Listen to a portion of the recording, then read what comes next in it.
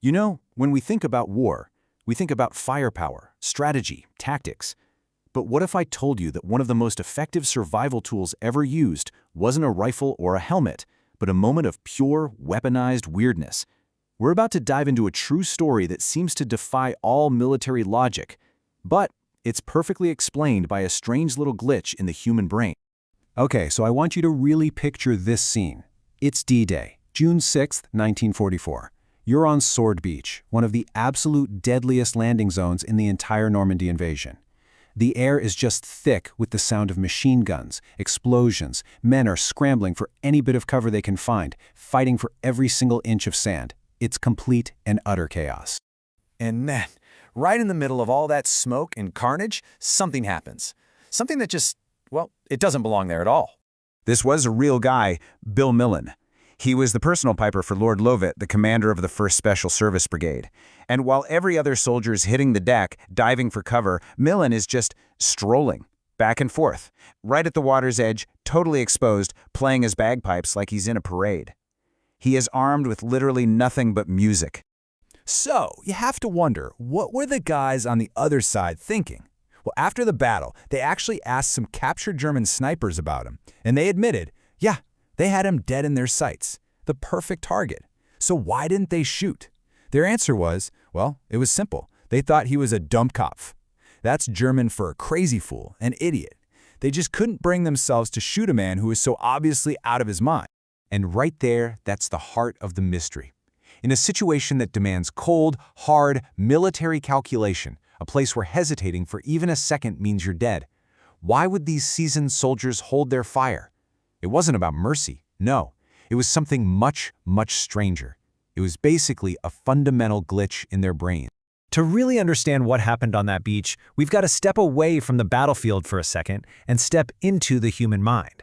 Because the answer isn't in military tactics books, it's hiding in psychology. So the key idea here is something called a schema. Think of schemas as like mental blueprints or shortcuts. Your brain uses them all the time. When you walk into a restaurant, you have a schema for it, right? You expect tables, chairs, a menu. These shortcuts let your brain process the world super quickly without having to analyze every single tiny detail from scratch. Now, let's get back to that German sniper. A soldier's schema for a beach invasion is crystal clear. You expect to see other soldiers armed with rifles, you expect to see them taking cover, diving, running, and you expect to hear the sounds of battle.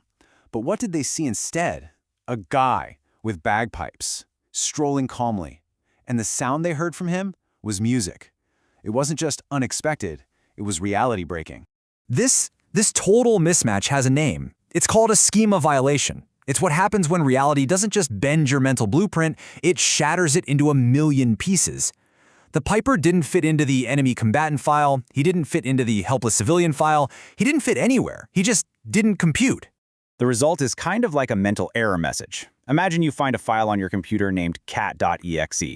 Your brain immediately stops and has to ask, wait, is this a cute picture or is it a virus? That tiny pause is a reassessment loop. And faced with this piper.exe, the sniper's brain had to stop and ask, what on earth am I looking at? A trick? A madman? By the time it could possibly categorize the threat, the moment to act was gone. But here's the real kicker. Bill Millen, the piper, he wasn't the only one who stumbled onto this psychological hack.